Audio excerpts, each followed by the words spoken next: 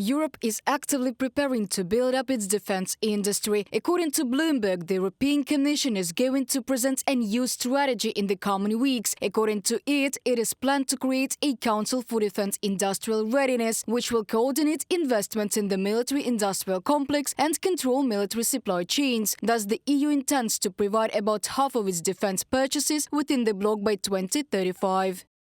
The geopolitical developments point to a compelling need for Europe to take increased responsibility for its own security and to get ready to effectively address the full spectrum of the threats it faces. The EU is and must continue to become a stronger actor in security and defense, thus a more capable security provider, not only for its own citizens but also to the benefit of international peace and security. From the draft of the future EU defense strategy document in a Bloomberg publication. Meanwhile, the aggressor country is not slowing down in the arms race. According to South Korean Defense Minister Shin Won-sik, in a commentary to Yonhap News, North Korean military factories are running at full capacity to supply weapons to Russia. According to him, North Korea sent about 6,700 containers to Russia after the summit of the leaders of both countries in September. In exchange, according to the minister, Pyongyang receives the raw materials for making shells as well as food and other essential items. While North Korea's arms factories operate at 30% capacity due to shortages of raw materials and power, certain factories are operating at full capacity, which primarily produce weapons and shells for Russia. It remains uncertain to what degree Russia will offer technology related to aircraft and ground equipment sought by North Korea. However, if Russia continues to receive more munitions from North Korea, the scope of technology transfer could increase. Shin Won-sik, Minister of Defense of South Korea, in an interview with Yonhap News.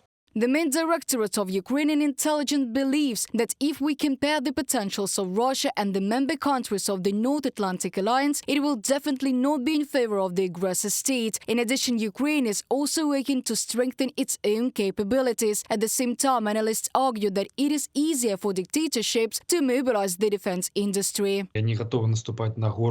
They are ready to step on the throat of civil programs, social programs, economical programs as long as the military-industrial complex of the Russian Federation works. The countries of the European Union are mathematically larger in terms of economics, but their military-industrial complex is unfortunately small and has been developing and gaining momentum for a very, very long time. In turn, Danish Prime Minister Mette Frederiksen said that Europe needed to spend more on the military industry to deter Russian aggression. To do this, it is worth limiting social security spending and cutting taxes. She said this in an interview with the Financial Times. Let us remind you that Denmark became the first non-G7 country to sign an agreement with Ukraine on security guarantees. Reported by Diana Kolesnik, Andriy Dmitrenko, UATV News.